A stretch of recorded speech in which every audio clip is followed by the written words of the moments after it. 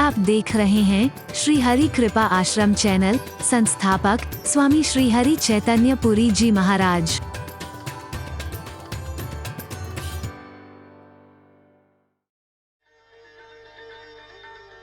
अरे राम के चरण धूली लगने से पत्थर भी स्त्री बन जाता है। ऐसा करो ना। हमने सुना है कि राम जी सब ऋषि मुनियों की कुटियों में चरण डालने की कोशिश कर रहे हैं, सबको आनंद दे रहे हैं। दरवाजे पर ही, कुटिया के दरवाजे पर ही एक पत्थर रख दो ना। अब तो बस गोल मटोल गोरा चिट्टा सुंदर सा पत्थर ढूंढने के लिए सारे नदी किनारे। कहते श्री राम आए और देखा कुटिया सारी खाली पड़ी है। कहां है सारे ऋषि मुनि? बोले नदी के किनारे हैं, तपस्या कर रहे होंगे। जाके देखा तो पत्थर ढूंढ रहे होंगे। हरि बोल। आए थे हरि भजन को और उड़न लगे कपास। है न यहां के रहे न वहां के रहे। हरि बोल। ज्यादातर यही होता है हमारा। तभी तो मैं लोगों से कहता हूं, मैंने बताया था पीछे 40,000 से ज्यादा लोग जो एक इशारे की तलाश में हैं कि महाराज जी का इशारा हो और हम सन्यास लेकर के महाराज जी का साथ। तो मैंने उनको यही कहा कि तन रंगाने से, कपड़ा रंगाने से ही सन्यास नहीं होता है। साधु का वेश धारण करना बड़ा सरल है, पर इसे निभाना इतना सरल नहीं है। इतना क्या इससे बेहतर है कि अगर तुम्हारी किसी हरकत से किसी की श्रद्धा खत्म हो तो बेहतर है तुम अपने घर में रह करके ही परमात्मा का सुमिरन भी करो, किसी की सेवा करने की कोशिश करो, अपने कर्तव्य का पालन करो। इधर आने की आवश्यकता नहीं। सारे के सारे नदी किनारे श्री राम गए, सारे भागे। आप यहां सारे के सारे? बोले हां स्वामी, हमने सोचा कि हमारे पास भी एक नारी होती तो बाकी सारा काम साफ सफाई का, जंगल से कंदमूल फल लाने का, लकड़ियां लाने का, भोजन बनाने का वो काम कर लेती और हम उतना और ज्यादा भजन करते। तो यहां क्या कर रहे हो? पर स्वामी इसके लिए हमें नारी कौन देता? अरे मैंने पूछा यहां क्या कर रहे हो? बोले प्रभु हमने सुना था आपकी चरण धूली लगने से पत्थर भी स्त्री बन जाते हैं। तो हम पत्थर ढूंढ रहे थे, पत्थर ढूंढ रहे थे हम। परमात्मा श्री राम कहते हैं एक बात बताओ, तुम स्वामी बनना चाहते हो या सेवक बनना चाहते हो? हरि बोल। जोर से बोलो ना, सारे बोलो और जोर से बोलो। तुम स्वामी बनना चाहते हो या सेवक बनना चाहते हो? सेवक बनना चाहते हो। ऋषि मुनि क्या कहेंगे? हम स्वामी बनना चाहते हैं। बोलो क्या बनना चाहते हैं? हे प्रभु आपके सेवक बनना चाहते हैं। तो फिर नारी क्यों? बोले हमारे कहते ना स्वामी के मार्ग का अनुसरण करना चाहिए। हमारे स्वामी जब साथ में नारी रख सकते तो हमें रखने में क्या है? हरि बोल। जब हमारे स्वामी रख सकते हैं साथ में नारी तो हमें रखने में क्या है? बोले भैया स्वामी बनना है तो स्वामी की नकल करना, और सेवक बनना है तो सेवा का जो आदर्श है उसके मार्ग पर चलने की कोशिश करके आदर्श सेवक बनने की कोशिश करना। समझे नहीं प्रभु? बोले आदर्श सेवक है लक्ष्मण, तुम कह रहे हो नारी की? उसकी थी भी तो अपने घर पे छोड़ करके आ रहा है, तब सेवा करने आ रहा है। सेवा ऐसे नहीं होगा। जो अपने सुख सुविधाओं में लगा है वो सेवा नहीं कर सकता है। जो अपने आराम की सोच रहा है वो सेवा नहीं कर पाएगा कभी। अरे बोल, वो कहां कर पाएगा? तुम्हें अपना विचार आ गया, हमें आराम मिलेगा, हमारा ये काम भी हो जाएगा, वो भी काम है, तुम सेवा क्या करोगे? सेवा के लिए तो सारे सुख सुविधाओं को तिलांजलि दे करके तब सेवा के मार्ग पर चलने की कोशिश की जाती है। चल पाएंगे एक बाद का विषय। अपने सुख के लिए प्रयास मत करना है। स्वामी को किसी प्रकार से कोई क्लेश ना हो जाए, किसी प्रकार का कोई कष्ट ना हो जाए। अगर राम को कोई भी कष्ट हुआ तो तेरा साथ जाने का कोई फायदा नहीं लक्ष्मण। कभी कई बार लगता भी है, हम भी कह देते हैं लक्ष्मण एकदम गुस्से में आ जाता है, लक्ष्मण एकदम गुस्से में आ जाता है। किसके लिए गुस्सा कर रहा है? किसके लिए गुस्सा कर रहा है? अपने लिए? अपने लिए गुस्सा उसने कब किया? मुझे ये बता दो जरा से। मैं भी कह देता हूं कई बार लक्ष्मण को तो एकदम गुस्सा आ जाता है, लेकिन जब दूसरा पहलू सोचते हैं, वो देखो धूल उड़ रही है, कौन आ रहा है? बोले भरत सारी सेना और अयोध्या वासियों को लेके आ रहे हैं। तो मन में आता है कि राम को यहां भी चैन से नहीं रहने देते।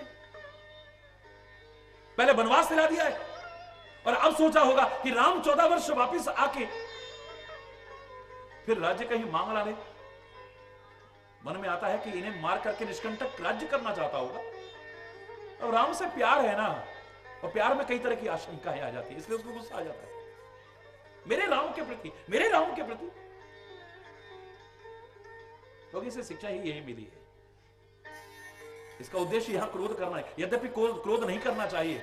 आकाशवाणी भी हुई थी कि सहसा कर पछताए विमूढ़ा, ये लक्ष्मण तुम्हारा क्रोध करना उचित नहीं, एकदम से उत्तेजित मत हो जाया करो। जरा सी भी तुमने लापरवाही से या गलतफहमी में एक तीर चला दिया और किसी की मृत्यु हो गई, तो ना राम तुम्हें माफ कर पाएंगे, ना भरत तुम्हें माफ कर पाएंगे, ना तुम्हारी आत्मा तुम्हें माफ कर पाएगी। लेकिन जब देखें तो गहराई से विचार करें, लक्ष्मण को गुस्सा क्यों आता है? तो उसके राम के प्रति कोई ऐसा, राम 3 दिन हाथ जोड़ के बैठे रहे और सागर जगा ना दे। प्रभु गुस्सा करो इसके ऊपर, क्योंकि अपने स्वामी की महत्ता कम होती नहीं देख सकता लक्ष्मण। अपने स्वामी के प्रति कोई अपराध करे उसे सहन नहीं कर पाता है लक्ष्मण। उसके स्वामी के विरुद्ध कोई शब्द कहे सहन नहीं कर पाता है लक्ष्मण, वो सहन नहीं कर पाता। राम से कोई विरोध करे, राम से कोई वो करे, वो सहन नहीं कर पाता है। उसके पीछे कितना प्यार है। हालांकि इसका तात्पर्य ये नहीं कि प्यार का मतलब ये कि आप सबसे गुस्सा करते रहो, बड़े कारण ढूंढे तो उसके पीछे और कोई कारण नजर नहीं आएगा। मां कह रही है बेटा,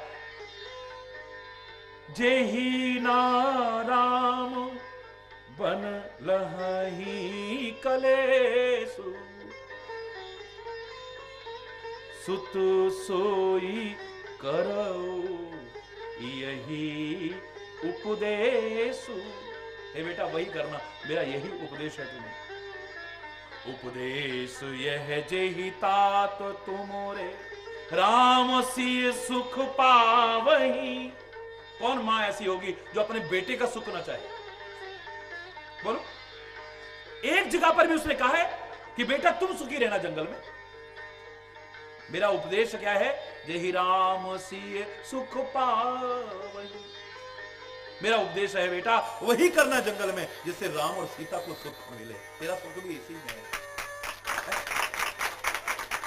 पितुमात प्रिय परवार पुर सुख, सुरति बन विसरावहि। पिता की, माता की, प्रिय परिवार की, अयोध्या के सुखों की याद भूल जाए राम, तब तेरा मजा है सेवा करने। अरे बताइए, हर कोई चाहता है मेरी औलाद सुखी रहे, इसे इतना प्यार मिले। बाबुल की दुआएं लेती जा, जा तुझको सुखी संसार मिले। मायके की कभी ना याद आए, ससुराल में इतना प्यार मिले। अपनी औलाद को कहते हैं तेरे को इतना प्यार मिले। पर यहां मां कह रही है बेटा राम और सीता को इतना प्यार देना, इतनी सेवा करना कि उन्हें कभी अयोध्या की याद ही ना आए, उन्हें मां बाप की कभी याद नहीं।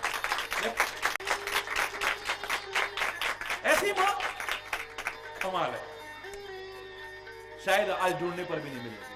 तुलसी प्रभु ही सिख दे, आयस दीन पुनि आशीष दई। हर मां चाहती है अपने बच्चे को आशीर्वाद दे, लेकिन यहां आशीष बाद में दिए, पहले आयस दिए। और जिसने आयस मानी है, आशीष तो ना भी दोगे तो उसे मिल जाएगी, अपने आप हृदय से निकलेगी। आयस के बाद में आशीष देने की भी अगर जरूरत न समझो तो मत दो। जब वो आज्ञा पालन करेगा, आपके उपदेशों पर चलेगा, आपके हृदय से स्वाभाविक ही आशीर्वाद निकलेगा। इसलिए आयस दिए है पहले, फिर आशीष दिए।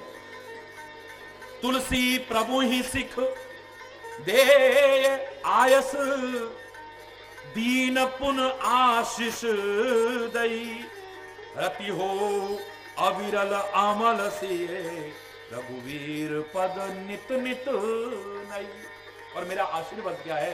हे लखन, हे बेटा, हे लाल, मेरा आशीर्वाद है कि राम और सीता के चरणों में नित नया प्यार, तुम्हारे चरणों में दिन रात, दिन दूना रात चौगुना बढ़ता चला जाए, कभी कम ना हो तुम्हारा प्यार। सोच लेना, मैंने ऐसे नहीं कहा है। ऐसी मां असंभव तो नहीं पर बड़ी दुर्लभ है, ढूंढना ऐसी मां शायद, हरि बोल, शायद शायद ही मां तू चरण सिर नाय, बोलो चले तुरत संकित हृदय, बागुरु विषम तुराए, मनहु भाग मृग भाग बस। माता के चरणों में सिर नवा करके लक्ष्मण डरते हुए भागे वहां से कि अब कहीं और विघ्न ना जाए कोई। राम जी ने जैसे तैसे स्वीकार किया मेरा चलना, और राम जी की कृपा से माता ने भी स्वीकार कर लिया है मेरा बन जाना। अब और कोई विघ्न ना आ जाएगा, और कहीं मां का मन ही ना बदल जाए। हरि बोल। मां तू चरण सिर नाय, चले तुरंत चल दिए। संकित हृदय, हृदय में शंका है, अब और कोई विघ्न आ जाए, कहीं ऐसा ना हो कि जाते जाते फिर ऐसा ना हो कि आसमान से गिरे और खजूर में अटके। हरि बोल। बागुर विषम तुराय, मनहु भाग मृग भाग बस। जैसे सौभाग्य से कोई हिरण फंदे को तोड़ करके निकल जाए तो भागता है, फिर शिकारी फंदे में ना फंसा ले गई। बोले जैसे वो सौभाग्य से कभी फंदे से निकल जाए तो बुरी तरह भागता है, बोले लक्ष्मण ने एक सेकंड नहीं लगाया, हृदय में शंकाएं हैं कि फिर कोई विघ्न आ जाए, चरणों में सिर नवा करके भाग लिए वहां से। और कहां गए हैं? जहां हम सबको जाना चाहिए, सबको जाना चाहिए, हृदय से जाना चाहिए, इस संसार में रहते हुए जाना चाहिए। हरि बोल। गए लखन जह जान की नातू, गए लखन भय मन मुदित पाए प्रिय साथू, भय मन मुदित पाए प्रिय साथू। वही गए हैं जहां श्री जानकीनाथ परमात्मा श्री राम थे। मन बड़ा प्रसन्न हुआ है प्रिय साथ पाकर, अच्छा साथ पाकर। अगर गलत साथ पाकर के आपका मन प्रसन्न होता है तो सोच लेना कि आप प्रभु की शरण में नहीं रह पाएंगे, और प्रभु की शरण में नहीं रह पाएंगे तो सच्चा सुख और सच्चा आनंद प्राप्त नहीं कर पाएंगे। हरि बोल। साथ आपको अच्छा मिले, गलत साथ से आपका मन प्रसन्न ना हो, अच्छे साथ से आपका मन प्रसन्न हो, और फिर प्रभु की शरण लें, सेवा के कार्य में आगे बढ़ें। जीवन की सार्थकता आपके सामने होगी, जीवन की सफलता आपके सामने होगी। कम से कम आपका जीवन निरर्थक नहीं जाएगा, ये तो निश्चित। हम तो बार बार प्रभु से यही प्रार्थना करते हैं कि हे प्रभु, आपकी सेवा का, अर्थात आपके जो जन हैं इनकी सेवा का, धर्म की सेवा का, इस राष्ट्र की सेवा का अवसर हमें देते रहना, कृपा करो। हमें और कुछ नहीं चाहिए। ये सेवा का अवसर इसी बार नहीं, हमें नहीं चाहिए जन्म मरण से मुक्ति भी, आवागमन से छुटकारा भी हमें नहीं चाहिए। हमें तो बार बार बेशक इस धरा पर लाते रहना, लेकिन जीवन ऐसा हो आपका नाम लेते हुए किसी के काम आ सके ये शरीर, किसी की सेवा कर सके ये शरीर, और मन आपके चरणों में लगा रहे, बस। और हमें कुछ नहीं।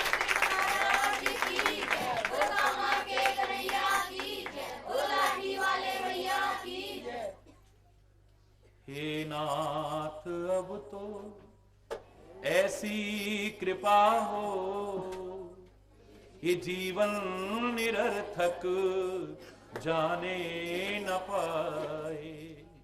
हे नाथ अब तो ऐसी कृपा हो, ये जीवन निरर्थक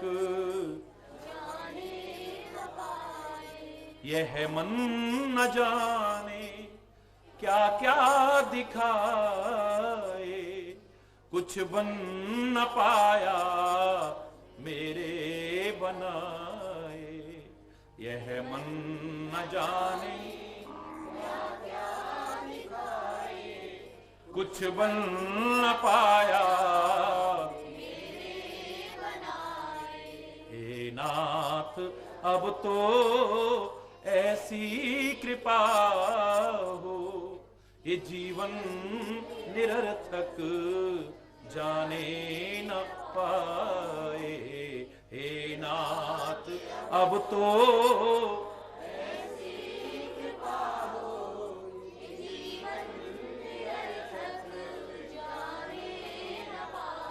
संसार में ही आसक्त रहकर, संसार में ही दिन रात अपने मतलब की कहकर, दिन रात अपने सुख के लिए लाखों दुख सहकर, ये दिन अभी तक यूं ही गमाए। सुख के लिए लाखों दुख सहकर, ये दिन अभी तक यूं ही गमाए। हे नाथ ये जीवन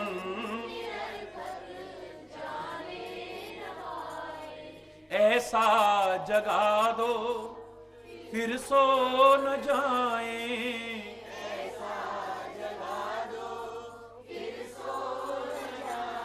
अपने को निष्काम प्रेमी बनाए, अपने को हम आपको चाहें और पाएं, संसार का कुछ भय रह न जाए। हम आपको चाहें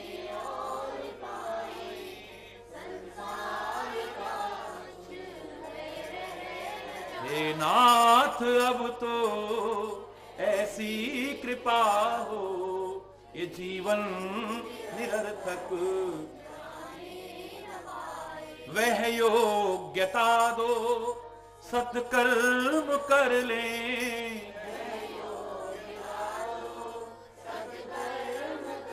अपने हृदय में सद्भाव भर ले, अपने नर्तन है साधन भव सिंधु तर ले, ऐसा समय फिर आए न आए। नर्तन है साधन भव सिंधु तर ले, ऐसा समय फिर आए न आए। हे नाथ अब तो ऐसी कृपा हो,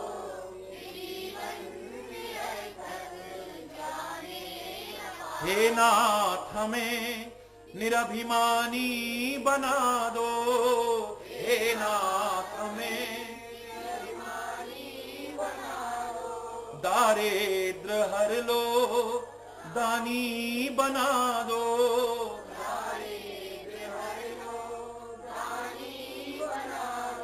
आनंद में विज्ञानी बना दो, मैं हूँ पतित यह आशा लगाए।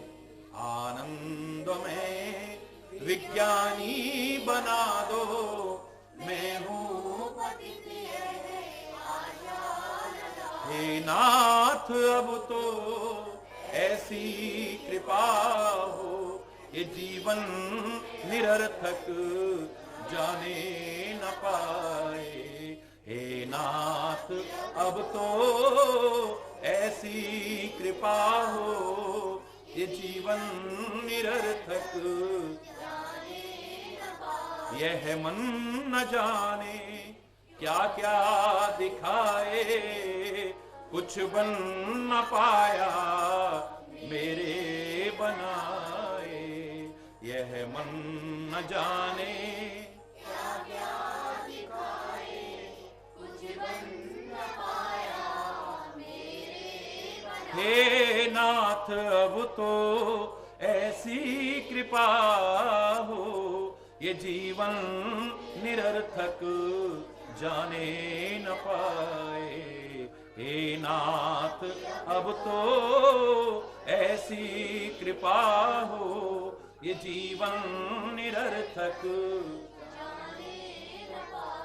जिन्होंने प्रभु की सेवा की है, जिन्होंने गुरु की सेवा की है, जिन्होंने माँ बाप की सेवा की है, जिन्होंने राष्ट्र की सेवा की है, जिन्होंने समाज की सेवा की है, जिनका जीवन किसी के काम आ सका है, जिनका जीवन सार्थक हुआ है, ऐ परमात्मा उन्हीं की तरह हम पर भी कृपा करना, हमारा जीवन भी निरर्थक ना जाए, हमारा जीवन भी सार्थक हो जाए।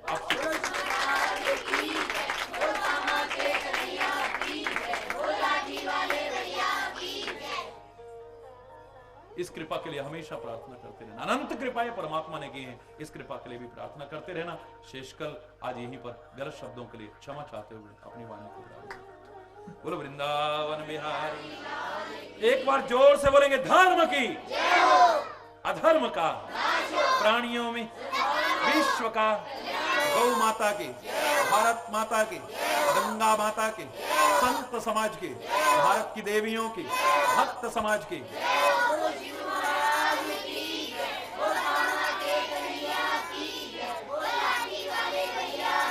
बोलो वृंदावन बिहारी लाल की जय। जय श्री राम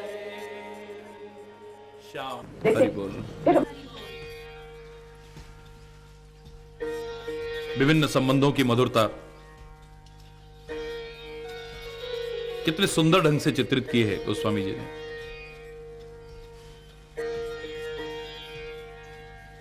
अब बता रहे हैं कि आपके जीवन का आकलन दुनिया के भावों को देख करके होगा, आपके अपने मन से नहीं।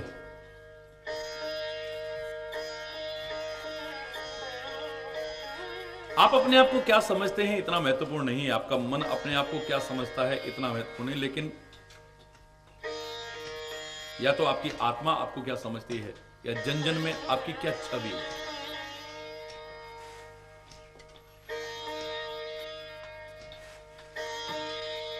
लक्ष्मण श्री राम के पास में गए हैं, बड़े प्रसन्न हुए हैं, मन प्रसन्न हुआ है उनका साथ पाकर के।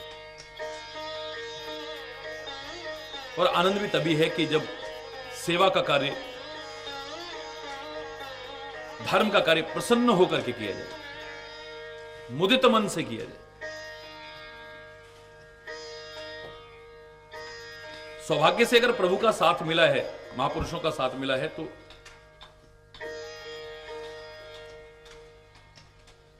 अपने परम सौभाग्य समझे और प्रसन्न मन से उस सेवा के अवसर को अपने जीवन में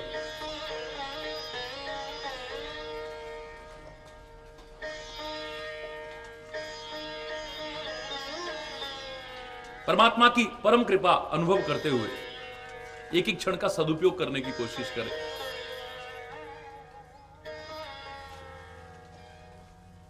राजा के पास पहुंचे और इधर लोग आपस में क्या कह रहे हैं,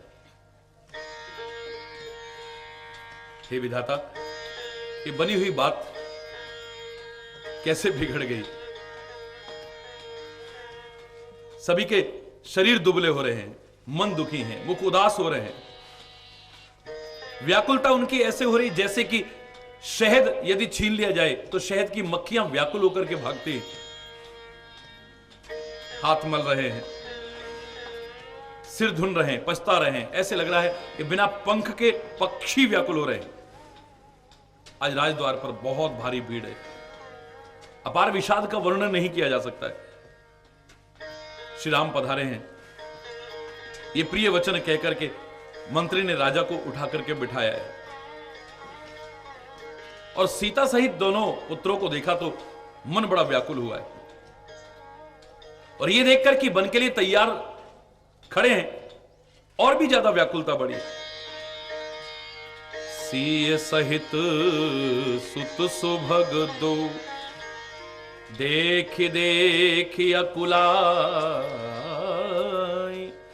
बारही बार स्नेह बस राउले उरलाए। सीता सहित दोनों पुत्रों को देख करके राजा अकुला रहे हैं, स्नेह बस बार बार उन्हें हृदय से लगा लेते हैं, वाणी नहीं निकल रही है। शोक जनित हृदय में दारुण दहा पैदा हो रहा है, व्याकुल हैं। चरणों में सिर नवाकर के श्री राम ने आज्ञा मांगी, पितु असीस आयस मोहि दीजे, हर्ष समय विषमय कस कीजे। हे पिताश्री आज्ञा दो मुझे, हर्ष के समय विषमय क्यों कर रहे हैं आप ये देखिए कि हमारे सामने स्थिति हो तो हम कितने हर्षित रह सकेंगे। स्थिति प्रज्ञता का कितना सुंदर लक्षण श्री राम अपने जीवन में दिखा रहे हैं। सुख में, दुख में, हानि में, लाभ में, यश में, अपयश में, अनुकूलता में, प्रतिकूलता में एक रस रहना असंभव तो नहीं, लेकिन इतना सरल भी नहीं है। लेकिन श्री राम औरों को सिखाने के लिए पहले अपने जीवन में अपना करके दिखा रहे हैं। हरि बोल, हरि बोल। परमात्मा श्री राम महाराजा दशरथ के चरणों में प्रार्थना करते हैं कि हे पिताश्री, आप स्नेह के वश होकर के अपने कर्तव्य से विमुख मत होइए।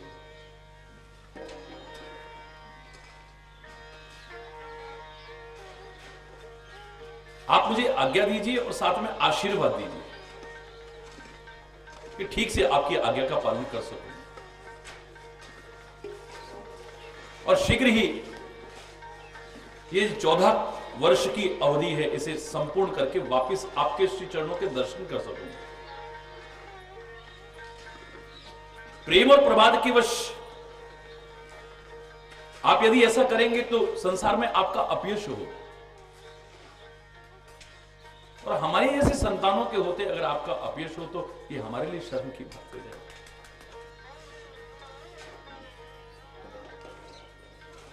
महाराज दशरथ उठे, राम को वहां पकड़कर बिठाया।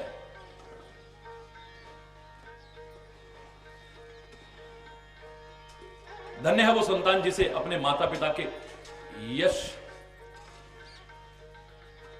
की परवाह है, उनका अपयश न हो इस बात की चिंता है। स्वयं तो ऐसा कुछ नहीं करते जिससे कि अपना कुल को कलंक लगे, कुल को अपयश का भागीदार बनना पड़े, स्वयं को अपयश का भागीदार बनना पड़े, माता पिता को अपयश का भागीदार बनना पड़े। साथ ही उनका यह प्रयास रहता है कि उनके परिवार में उनके बड़े बुजुर्गों से भी कुछ ऐसा ना हो जाए कि वो भी किसी कारण से भी अपयश के भागीदार।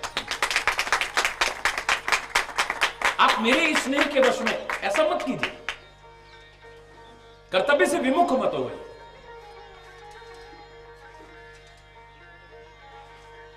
आपका आशीर्वाद यदि है तो वन मेरे को सैकड़ों अवध से ज्यादा सुख देने वाला हो जाएगा प्रभु।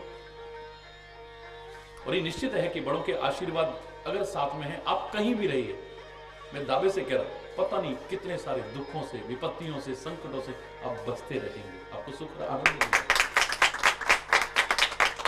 बड़ों के आशीर्वाद और शुभकामनाएं आप ऐसे ही ना समझिए।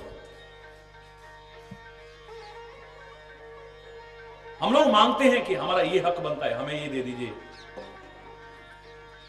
और मैंने तो अनुभव किया है, अगर आपने बड़ों का प्यार और उनका आशीर्वाद मांग लिया है तो आपके पास सब कुछ आ जाएगा, और उनका आशीर्वाद यदि नहीं है तो आया हुआ भी जा सकता है। विचारशील इस राज्य और वैभव से भी ज्यादा अपने बड़ों के आशीर्वाद को महत्व देते हैं।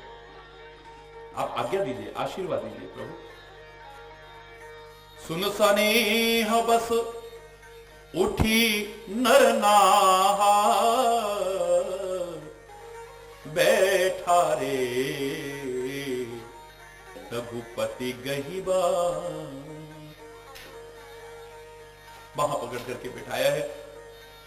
सुनहूं तात तुम कहां मुनि कहीं,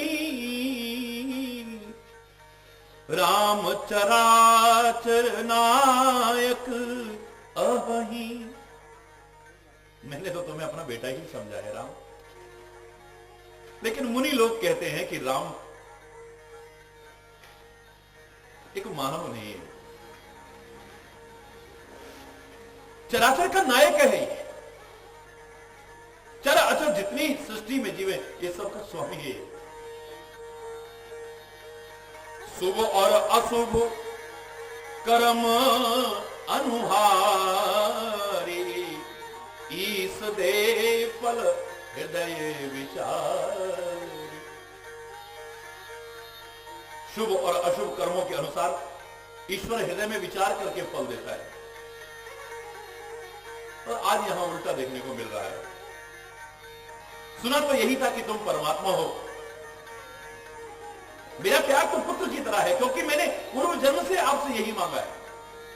मोहि जन मूढ़ कहे कि रखो, चाहे मुझे कोई मूर्ख कहे, पर सुत विषय तब पदिरत हो। मैं तुम्हें भगवान ना मानू, अपना बेटा ही मान करके, अपना पुत्र मान करके प्यार करो। मेरा जो प्यार आपके साथ हो वात्सल्य में प्यार हो, बेटे की तरह तुमसे प्यार करो, होंगे आप परमात्मा। तो मुनि कहते हैं ऐसा, ऋषि मुनि कहते हैं ऐसा, बड़े बड़े ज्ञानी विचारशील कहते हैं ऐसा कि राम कोई मानव नहीं है, ये तो चराचर का नायक है। और मैंने यही सुना है, यही पढ़ा है, यही अनुभव किया है कि ईश्वर शुभ और अशुभ कर्मों का हृदय में विचार करके फल देता है। जो जैसा कर्म करता है उसको फल मिलता है। वेद शास्त्र भी ऐसा ही कहते हैं, पर आज बिल्कुल उल्टा देखने को मिलता है। और करे अपराध को और पाव फल हो, ये आज मेरे को क्या देखने को मिल रहा है। अपराध कोई कर रहा है और फल कोई होता है। अपराध कैकेयी का, और निर्दोष राम को जंगलों में कष्ट उठाने को जाना पड़ रहा है।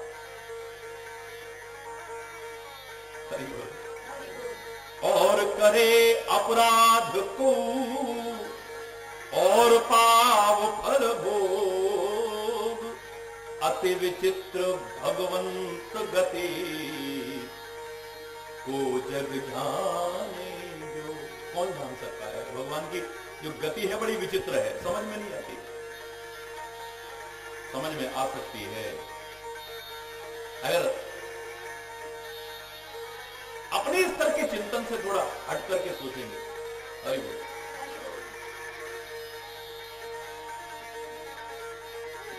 लेकिन महाराज दर्शक कह रहे हैं कि आज मैं बिल्कुल उसका विपरीत देख रहा हूं, जो वेदों में सुनता था, जो शास्त्रों में सुनता था, जो ऋषि मुनियों से सुनता था, कर्मों का ही फल। तुमने कौन सा ऐसा कर्म किया है? कर्म कोई गलत कर रहा है और फल तुम्हें भोगना पड़ रहा है। महाराज दशरथ ने बहुत सारे उपाय किए, जैसे तैसे राम अयोध्या में रह गए। हाँ, इतना अवश्य है कि छल पूर्वक उपाय नहीं किए, छल छोड़ करके उपाय किए। हम जो चाहते हैं उसके लिए छल कपट घुमा फिरा के भी कोशिश कर लेते हैं। हरि बोल। लेकिन महाराज दशरथ ने ऐसा नहीं किया। बहुत उपाय किए पर छल त्याग करके उपाय किए। और राम से छल चलेगा भी क्या? सोचो आप, महाराज दशरथ तो क्या, कोई भी अगर छल करे उस अंतर्यामी से छल चलेगा? उसकी इच्छा के विपरीत हम चल भी कहां सकते हैं। इसलिए मैं कहा करता हूं कि उससे छल मत करो। अगर छल करोगे तो उससे बड़ा कोई छलिया नहीं है, छले तुम ही जाओगे, उसको नहीं छल पाओगे।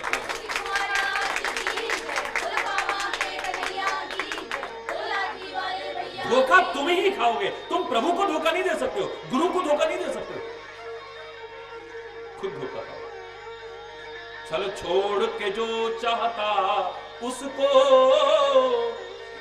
वो छलिया भी उसी को चाहा करता, दिखलाता उसे छवि की किरणें, जिसका दिल दर्द दहा करता है। राम हमारे स्नेही सखा, यह मीठी सी बात कहा करता, जिन नैनों में नीर बहा करता, उन नैनों में राम बसा करता।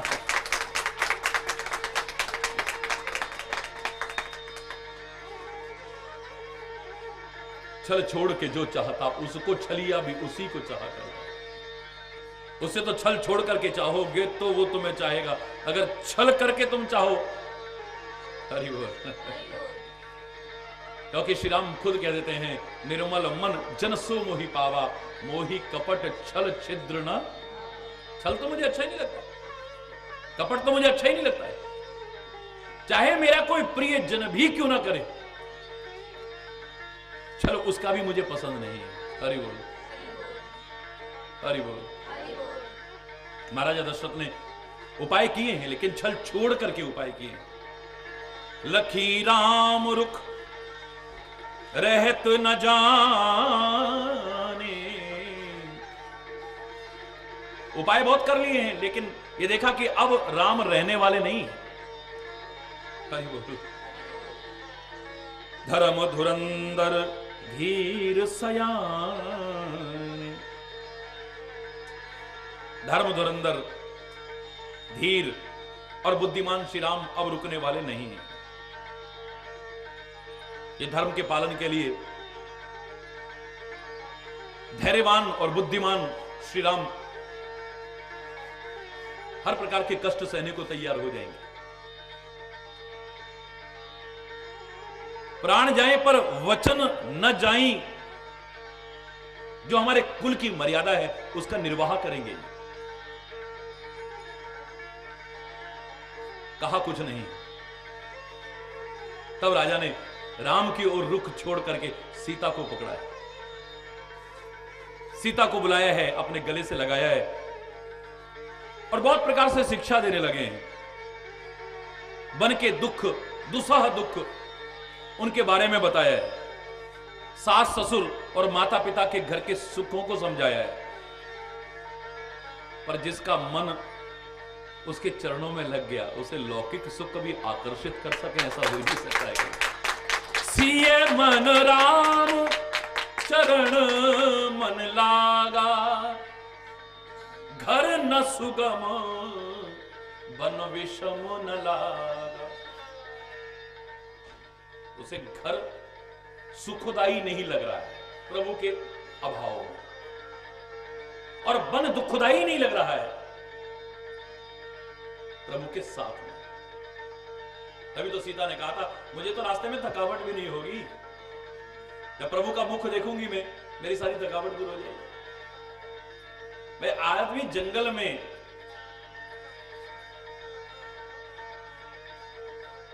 तीन प्रकार के डर होते हैं, या दुख कहिए, एक भय होता है कि कहीं कुछ दुर्घटना ना हो जाए जंगल में। तो रघुकुल सिंह मेरे साथ हैं, किसी गीदड़ की और खरगोश की हिम्मत हो सकती है जो मेरी तरफ आंख उठा जाए। अरे बोल। दूसरा जंगल में भटकने का डर होता है, सारी दुनिया का मालिक जब साथ चल रहा हो तो राह भटकने की तो संभावना है। तीसरा, पता नहीं हम चल पाएंगे कि नहीं चल पाएंगे। तो सारी दुनिया को चलाने वाला जब हमारे साथ चल रहा है तो चल पाएंगे या नहीं चल पाएंगे। मेरे प्रभु का तो स्वभाव यही है, हमारे महापुरुषों का तो स्वभाव है कि वो सबके कष्टों को, सबकी थकावट को, सबके गमों को अपने पास ले लेते हैं और खुशी ही खुशियां देते हैं। वो तो इतना ध्यान रखते हैं। तो तीन ही प्रकार के डर होते हैं, कहीं रास्ता ना भटक जाए जंगल में। दुनिया को राह दिखाने वाला साथ चल रहा है तो रास्ता भटकने की तो संभावना है। अरे वो एक होता है जंगल में कोई शेर ना मिल जाए, कोई चोर उचक्के ना मिल जाए, कोई राक्षस इत्यादि ना मिल जाए। तो रघु सिंह मेरे साथ है, इनके सामने तो सारे गीदड़ और खरगोश ही हो सकते हैं। अरे बोल। किसी के मजाल है जो आंख उठा करके भी देख जाएगा। अरे बोल। हिम्मत ही नहीं हो सकती है।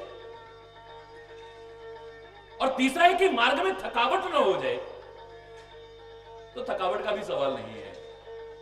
आपका श्रीमुख देख करके तो सारी थकावट दूर हो जाती है, आपका नाम लेकर के तो जन्म मरण का जो श्रम है वो भी दूर हो जाता है।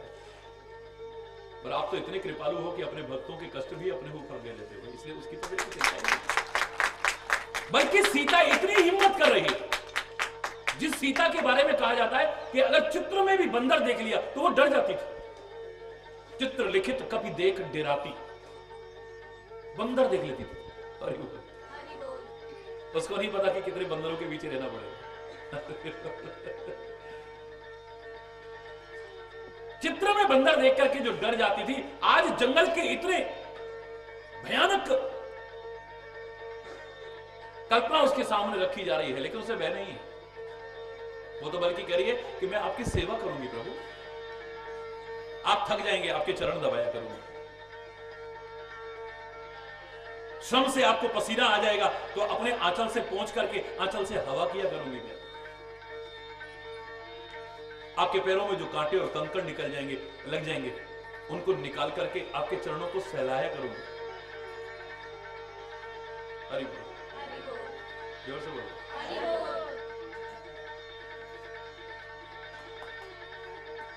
भक्त की इच्छा तो ये तो स्वामी की सेवा करें, हम सेवक की तो इच्छा है और स्वामी की मैं सेवा करूं, सेवा कराने का भाव नहीं।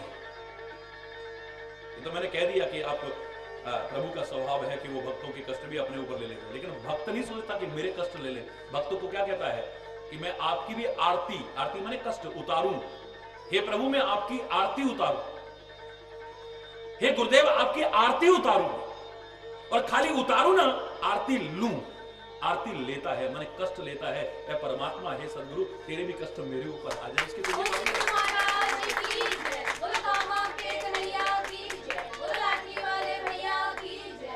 सुमित्रा कह रही है कि लक्ष्मण मुझे लगता है कि राम तेरे कारण ही वन में जा रहे हैं।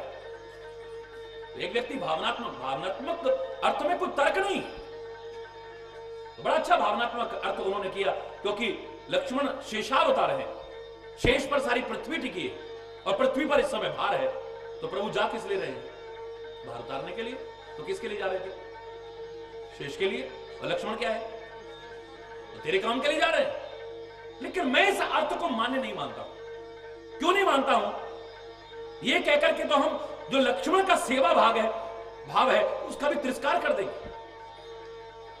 लक्ष्मण इसलिए नहीं जा रहा है कि स्वामी मेरा भार उतार दे, वो तो सारी दुनिया का भार उठाने वाले का भी सेवा उठाने के लिए जा रहा है, सेवा करने के लिए जा रहा है, उनको सुख पहुंचाने के लिए जा रहा है। अगर इसकी वजह से कष्ट उठाया तो फिर सेवक नहीं कहलाएगा लक्ष्मण। अगर राम इसकी वजह से जा रहे हैं, ये भाव मैं नहीं मानता। हरि बोल। मैं तो ये मान सकता हूं कि लक्ष्मण के भाग्य से जा रहे हैं, क्योंकि वहां रहकर के जितना सेवा का मौका लक्ष्मण और सीता को मिलेगा, इतना शायद अयोध्या में रहकर के नहीं मिलेगा। यहां तो सेवा करने वाले बहुत हैं। यहां जितना सेवा का अवसर मिलना था, उससे अनंत गुना जंगल में जाकर के सेवा का मौका। तुम्हारे भाग्य हैं, सारी की सारी सेवा तुम्हें मिल रही है। हरि बोल। और मैंने कहा था जो सेवा के महत्व को जानता है उससे कभी पूछिए सेवा क्या चीज होती है, तरसता है वो सेवा के लिए। और भगवान ना करे कभी उसके हाथ से सेवा छिने तो उसकी जान निकलती है। याद होगा आपको, मैंने एक प्रसंग छोटा सा सुनाया था, बात आ गई है तो बीच में कर रहा। होली का त्योहार था, त्रेता में भी होली का वर्णन मिलता है, लेकिन आज की जैसी होली नहीं। हरि बोल। याद होगा आपको, पिछली बार आपने कई चैनलों पर मेरा होली का संदेश सुना था, जो ईश्वर की कृपा से मैंने बोला था। कई टीवी चैनल्स मेरे पास आए कि होली पर आप संदेश दे दीजिए, तो मेरी आंखों में आंसू आ गए थे। मैंने इतना ही कहा था, होली तो होली, अब कहां है होली? अब तो होली होली होली होली होली सब खत्म होता चला, अब कहां है? और मैंने कहा था कि ऐसे संसार के लोगों, मैं हाथ जोड़ के कह रहा हूं, बहुत नफरत होली, बहुत हिंसा होली, बहुत घृणा होली, बहुत ईर्ष्या होली, बहुत बदले की भावना होली। अब तो प्यार की होली खेलो, सद्भाव की होली खेलो।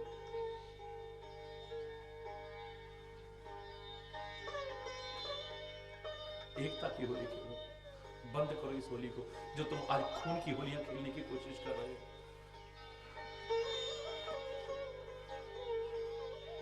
हर आत्मा जिस दिन ये कहने लग जाए कि मैं परमात्मा की होली, उस दिन असली होली खेली है।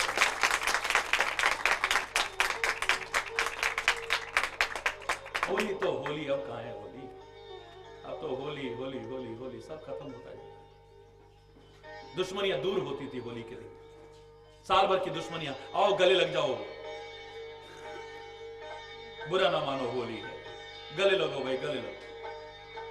सारे साल भर की दुश्मनियां खत्म होती थी होली के दिन, लेकिन दुर्भाग्य से आज तो होली के दिन दुश्मनियां पैदा होती हैं सामने। उस समय भी होली का, क्योंकि सतयुग में होली का दहन हुआ था प्रहलाद की रक्षा के समय। हरि बोल। त्रेता में भी होली का उल्लेख मिलता है, और विभिन्न वो लोग जो होली खेला करते थे उनमें भाभी और देवर भी होली खेला करते थे। लेकिन भाभी जो होली खेलती थी देवर को अपना बेटा मान करके होली खेलती थी, छोटा होता है, और जो देवर खेलता था अपनी मां समझ करके होली खेलता था। आज भाभी और देवर का रिश्ता तो मजाक करने का पट्टा समझो मिल गया है। भाभी ऐसे तो मजाक कर सकते, हरि बोल। मां समझते थे भाभी को, हमारे हिंदुस्तान की संस्कृति है। आपको बताया था मैंने कि श्री राम कहते हैं सुग्रीव ने आभूषण दिए, हे लक्ष्मण इन्हें पहचानो। बहुत समय बीत गया, लक्ष्मण पहचान नहीं पा रहा है। राम कहते लक्ष्मण बताओ ना, क्या ये तुम्हारी सीता के भाभी के तुम्हारी आभूषण है? क्या मेरी जानकी के आभूषण है? लक्ष्मण रोने लग जाता है, प्रभु कैसे बताऊं, इनमें चरणों का कोई आभूषण ही नहीं है, और मैंने मां के चरणों के अलावा कभी ऊपर उठाकर के नजर देखा ही नहीं। सोच लो आज हमारे भाभी और देवर के रिश्ते कैसे हो गए। हरि बोल। शर्म आती है, एकदम विकृत हो गए। और आज मैंने कई जगह पर जो देखा, भाभी देवर होली खेलते हैं और अश्लीलता की चरम सीमा तक पहुंच जाते हैं। क्षमा चाहते हुए कहूंगा। और चलो उसके बाद में देवर गिफ्ट देता है। अरे बेटा है, बच्चा है, वो क्या गिफ्ट देगा? उस जमाने में देवर नहीं देता था, भाभी उपहार देते थे। तो छोटा है मेरे से, होली खेलने के बाद वो शाम को उपहार देती थी, और मांग लो बेटा क्या मांगते हो। सीता ने भी कह दिया, भरत से कहा, भरत बेटा तुम क्या चाहते हो, जो मांगना चाहते हो मांगो। बस श्री राम के चरणों का प्यार, कुछ और नहीं चाहिए। लक्ष्मण शत्रुघ्न तुम क्या चाहते हो? बोले मुझे भरत का और भैया राम के चरणों का प्यार मिले, बस उनकी सेवा मिलती रहे, मुझे और कुछ नहीं चाहिए। लक्ष्मण बचपन से ही श्री राम के साथ ही रहता था, उनकी आज्ञा के बिना कोई कार्य नहीं करता था। लक्ष्मण से भी सीता ने कहा, पुत्र तुम भी मांगो, क्या मांगना चाहते हो? लक्ष्मण कहता है अभी आया। श्री राम के पास पहुंचे, श्री राम, हे भैया भाभी कह रही है कि कुछ मांग लो, मैं क्या मांगू? मेरे से पूछ रहे हो तो मैं संसार के वस्तु पदार्थ मांगने को कैसे कह सकता हूं? अच्छा तो नहीं लगता मेरे मुंह से, लेकिन अगर मुझसे तुम कह रहे हो, मैं इतना ही कहूंगा, मेरे चरणों की सेवा के अलावा संसार की कोई चीज और मत मांगने ना। लक्ष्मण कहना कि हे मां, आज तक तुम चरणों की सेवा करती हो, ये सेवा मुझे दे दो। अब तुमने मेरे पर उत्तरदायित्व डाला है, तो मैं तुम्हें अच्छी चीज मांगने को कहूंगा, छोटी चीज मांगने को नहीं कह सकता हूं। लक्ष्मण ने आकर के कहा, मां जानकी, हे भाभी, मुझे तो बस एक ही चीज चाहिए, जो मांगना है मांग लो बेटा। बस अब तक जो तुम भैया के चरणों की सेवा करती थी, आज से वो सेवा तुम नहीं करोगी। हे मां, वो चरणों की सेवा मैं किया करूंगा। बस कहना ही था कि मां मूर्छित होकर के गिर पड़ी। जो सेवा के महत्व को जानते हैं, उनके हाथ से अगर सेवा छिन जाए, इससे बड़ा दुर्भाग्य नहीं मानते। कोलाहल मच गया, शोर मच गया सारे महलों में, और अवध में शोर मच गया कि जानकी मूर्छित हो गई। उपचार पर उपचार हो रहे हैं, लेकिन होश में नहीं आ रहे। आखिर में सबने कहा, बात क्या हुई? बोले आखिर में लक्ष्मण आया था, पता नहीं इसने क्या कहा होगा कि उसको सुनकर के भाभी मूर्छित हो गई। लक्ष्मण तुमने क्या कहा? सारे पूछने लगे। बोले मैंने तो कुछ नहीं कहा। नहीं तुमने कुछ तो कहा है, आखिर में तुम ही थे। बोले हाँ, भाभी ने कहा कुछ मांग लो बेटा। मैंने कहा भैया से पूछ के आता हूं। भैया ने कहा कि चरणों की सेवा मांग लेना। मैंने आकर के इतना ही कहा कि भाभी, हे माँ, जो तुम आज तक श्री राम के चरणों की सेवा करती थी वो सेवा मुझे दे दीजिए। बस इसको सुनते ही मां मूर्छित हो गई। भगवान राम कहते हैं इधर आओ, मैं जानता हूं सीता मुझसे बहुत प्यार करती है और ये सच्ची सेवा करती है, ये सेवा के महत्व को जानती है और बुद्धिमान भी है। तो बुद्धिमान व्यक्ति अगर सारा जाता हुआ देखता है, आधा जाकर के आधा भी बच जाए तो बचाने की कोशिश करता है। मूर्ख व्यक्ति नाव में चल रहा है और नाव डूबने लगे तो वो सारे धन को ऐसे चिपक करके बैठ जाता है, लेट जाता है। हाय मेरा धन, हाय मेरी वस्तु, हाय मेरा पदार्थ। नाव भी जाती है, माल भी जाता है, खुद भी जाता है, लेकिन समझदार फेंकना शुरू कर देता है। एक फेंका, दूसरा फेंका, बस आधा फेंक करके भी आधा भी बच गया। इसी में समझदारी करता है। अर्ध तजई बुध सर्वस जाता, बुद्धिमान सर्वस्व जाता देखे और आधा त्याग करके आधा भी मिले तो आधा भी बचाने की कोशिश करता है। सारे के चक्कर में नहीं रहे। ऐसा ना हो कि आधी मिले ना पूरी पाल। अरे बोल, हम लोग क्या करते हैं, आधी छोड़ पूरी को धार। आधी से भी गए और पूरी से भी गए। लेकिन समझदार कहता है कि पूरी अगर जा रही है, आधी बच जाती तो आधी बचा लो, जितना बचेगा वो मेरा है, वरना ये भी जाएगा और मैं भी जाऊंगा। अरे वो ऐसा करो। दुख हुआ है सीता को कि मेरी सेवा छिन रही है, उसके कान में जाकर के कहो कि मां, आज से तुम सेवा जो मुझे देना चाहती थी, वचन देने के कारण जो तुम्हें बुरा लग रहा है, चलो आधी सेवा तुम करना और आधी सेवा मैं क्या करूंगा, आधा आधा बांट लेते हैं। और इसका इशारा तुलसीदास ने किया इस घटना में।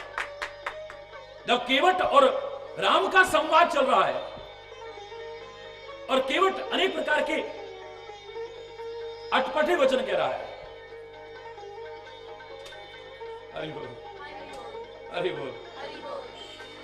लेकिन प्रेम में लपेटे हुए थे और अच्छे लग रहे थे श्री राम को।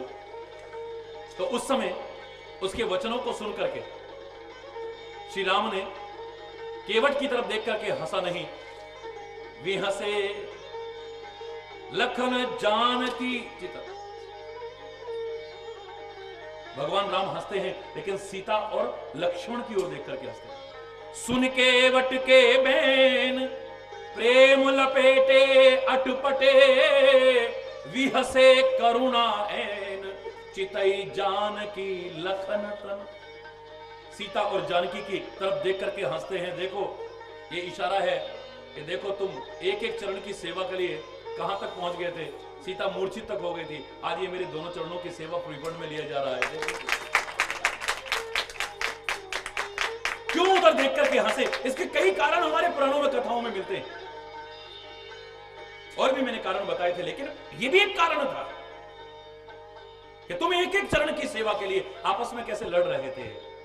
आज ये दोनों चरणों की सेवा ऐसे ही लिए जा रहा है केवट, नाव चलाने वाला। हरि बोल, जोर से बोलो। बाकी एक कथा और भी मैंने सुनाई थी, बहुत सारी कथाएं हैं इसकी। तो ये केवट पूर्व जन्म में कछुआ था और कहते संयोग से क्षीर सागर में रहता। एक दिन इसके मन में भाव आया कि प्रभु के चरणों को स्पर्श करूं। जिनकी एक झलक पाने के लिए लोग योग करते हैं, साधन करते हैं, जप करते हैं, तप करते हैं, काश मुझे एक झलक मिल जाए देखने। हरि बोल। ये आगे बढ़ा, लेकिन लक्ष्य